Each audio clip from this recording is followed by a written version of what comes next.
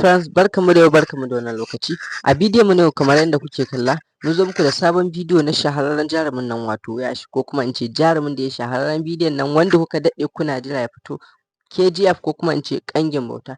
Kamar yadda kuke gani wannan sabon bidiyo ne na wannan shahararren jarumi wato yashi wanda ya yi fim ɗin ƙangin bauta.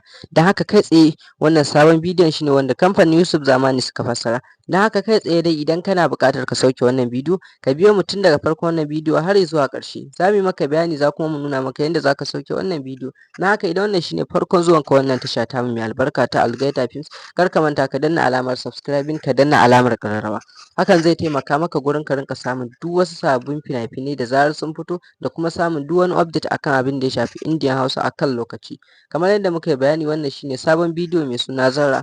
Kai tsaye idan kana buƙatar ka samu wannan bidiyo da ma sauran fina-finai waɗanda muke kawowa kamar yadda kuke gani irin waɗannan, to fa ƙofa a buɗe take. Kai tsaye akwai lambar mu ta waya wacce muke ajiyewa akan duk bidiyon mu wanda muke kawowa yanzu. Wannan lamba tamu ita za ka ɗauka sai ka bibiye mu ta lambar mu ta WhatsApp ko kuma kai tsaye ka kira mu. Wannan shi ne sabon tsarin da muka zo da shi. Sakamakon matsaltsalu da kuma abubuwa da suke faruwa wanda idan mun sa muku bidiyo normal kai tsaye muna iya samun matsala ko kuma idan mun ajiye muku link ɗin shi. Hakan ya sa muka zo muku da wannan sabon tsarin. Duk bidiyon da muka kawo muku kai tsaye za mu ajiye muku link ɗin shi ne wanda za mu ajiye muku lambar wayar mu kai nake nufi, wanda kai tsaye a cikin wannan lamba tamu za ka iya ɗauka ka je ka bibiye mu akan wannan bidiyo. Za mu gaya maka abin da za ka bada da kuma yadda za ka sauke wannan bidiyo. Muna fatan za ku ji daɗin tsarin. Sannan har yanzu tsarin mu na VIP group yana nan. Ga masu buƙatar su rinƙa samun fina-finan mu ko kuma su yi rijista da group ɗin mu na VIP domin samun fina-finan mu masu kyau, to fa ƙofa a buɗe take. Ko yanzu in kana buƙatar shiga wannan tsari namu za ka iya shiga domin ka rinƙa samun sababbin fina-finan mu masu kyau da zarar sun fito.